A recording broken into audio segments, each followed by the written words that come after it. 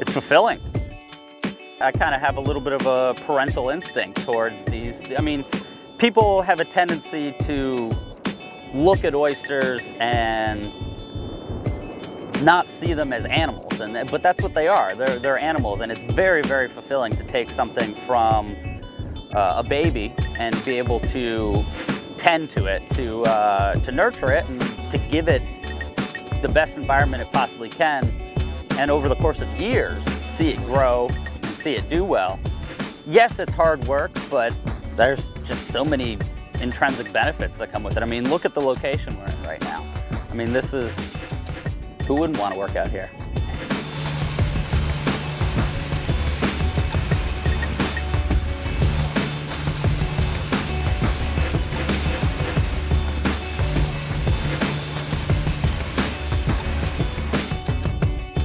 What happens is you buy seed from a hatchery, and a hatchery is a completely other part of the industry where a facility will basically start an oyster from spat and grow it into what you see as a product. So what you do is you basically take that small product and you put it into a vessel that contains them to the point where they don't blow away, because they're light like a snowflake when they're real young, and they're just like susceptible to like being taken away in the current. So you keep them in a vessel.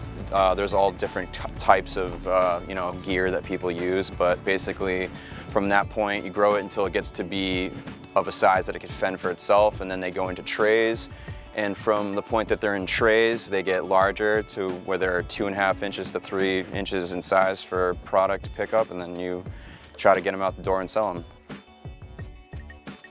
Support it. It really does a lot of good, both for the economy and for the environment. I mean, the Cape is famous for its seafood and stuff, but when you go to a restaurant, ask where your oysters are coming from. Are they coming from another state, or are they supporting your neighbor, the farmer down the street who is out here growing his product?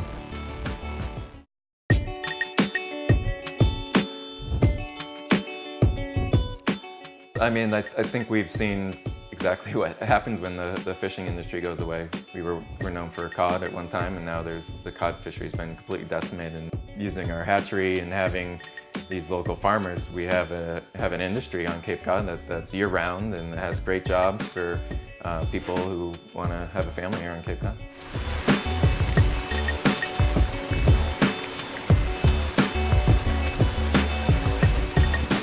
Over 80% of the seed that's needed on Cape Cod comes from the ARC hatchery, and that's not just for the farmers, that is also for the towns that are using the seed to support the wild and recreational harvest.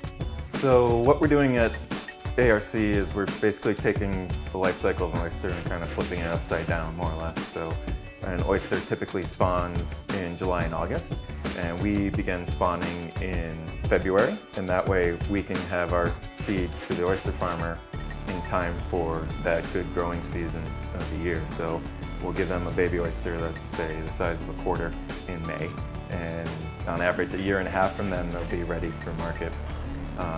And that helps us to get the animals on the farms when algae is most abundant in our waters. 55% of the state's oysters are grown here on Cape Cod.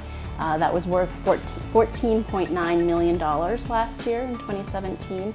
And when you factor in all of the shoreside support, so buying equipment, buying seed, and then where the oyster goes in terms of selling it at a raw bar, that's worth over $30 million to the Cape Cod economy.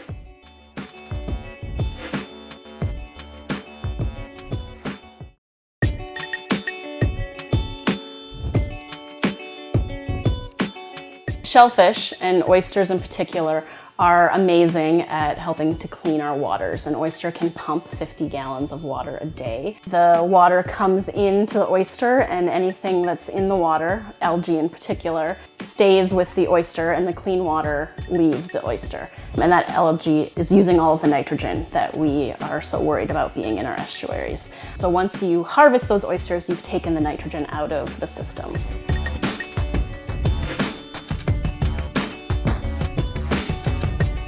The problem we're experiencing Cape Cod is an excess nitrogen loading of our waters, and that comes from septic systems, golf courses, lawn fertilizers. That increased nitrogen load creates an abundance of algae, which creates a phenomenon called eutrophication, which is a clouding of the upper stratum of the water table. It prevents light from getting through the water. With an oyster, microalgae is their food.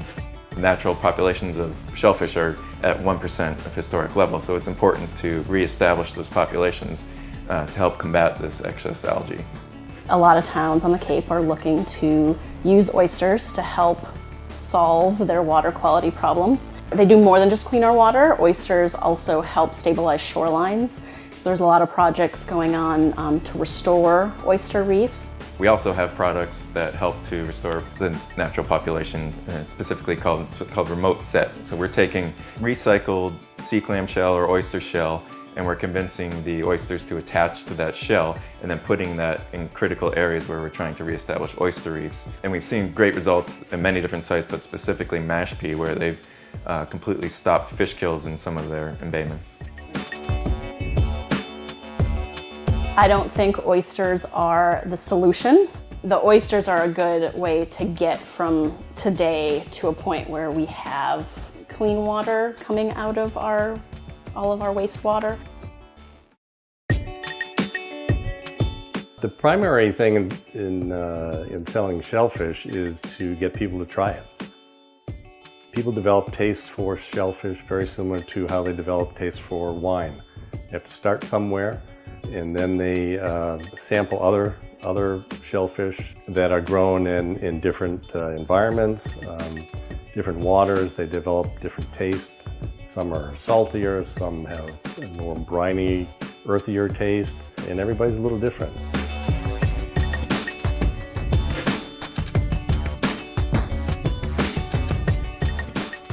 Oysters are very much like wine grapes, where they're all the same species, but they're based on the conditions in which they're growing. So whether it's the water quality, the algae that they're eating, the amount of fresh water, the gear they're being grown in, that dictates the different tastes of all the oysters. Every oyster should have a nice deep cup, a flat top. The deep cup means it's meaty and it's got a lot of brine in it. You want to avoid anything that looks dry. One of the best ways to get recipes for eating oysters is when you're out on the flats harvesting, to talk to the people around you, because everybody loves to share their favorite recipe, and everybody has a special ingredient that they put into their Rockefeller or their fried oysters or whatever they're eating. Everybody has a special way that they love to make them. I just personally do like them on the half shell, maybe just cold, maybe a tiny bit of lemon and a beer. I think that's the best way to eat an oyster.